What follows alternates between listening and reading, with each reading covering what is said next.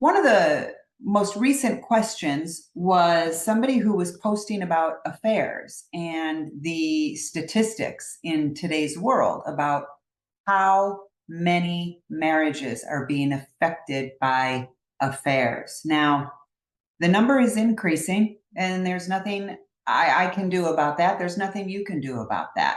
We can get upset, we can get angry, we can have all of these emotions about why society is turning toward betrayals more and more. But it's not going to help you heal.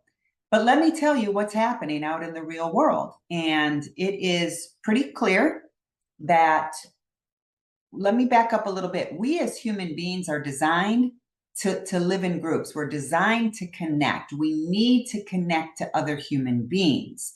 Now, there are a lot of people who have learned that connecting in a healthy way is not an option. Now, what do I mean by that? There's healthy ways of connecting and there's unhealthy ways of connecting. Now, if I kind of grew up in a household where emotional suppression reigns supreme, that's kind of the rule, then I'm never going to learn how to connect in a healthy way with another human being. But I still have that need. It's in my DNA. Human beings are not designed to live alone and wander the planet by themselves from birth till death. That's not how we were designed. So if I don't learn how to have healthy relationships, and let me tell you right now, very few of us did, healthy relationships, if we didn't learn how to have healthy relationships, then we're going to have relationships that lack in some area, in some way. You know, I had kind of this people pleasing in me. I didn't know what boundaries were. Well, how could I ever have a really healthy relationship if I don't even have boundaries in my life? If I'm more of a people pleaser. So again, this isn't to say that there's anything, wrong with the betrayed partner, because I know this class is for the betrayed. I'm not speaking to betrayed partners right now. I'm speaking to humankind. Okay. This question is about humankind. So, depending on how we grew up, depending on what that definition of a healthy marriage was given to us, how was it role modeled to us?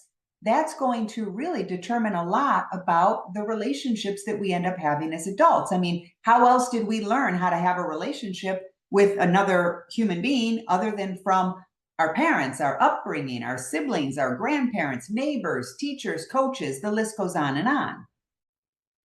So again, with that kind of groundwork, what is it about society today that all of a sudden affairs are skyrocketing? Well, we've had a lot of interesting things happen in the last, 20 years. These, right? We saw a huge influx in betrayals after Facebook came on the scene. Why? Because people were connecting again. A lot of old girlfriends, old boyfriends, now all of a sudden come back on the scene. Social media sites, right?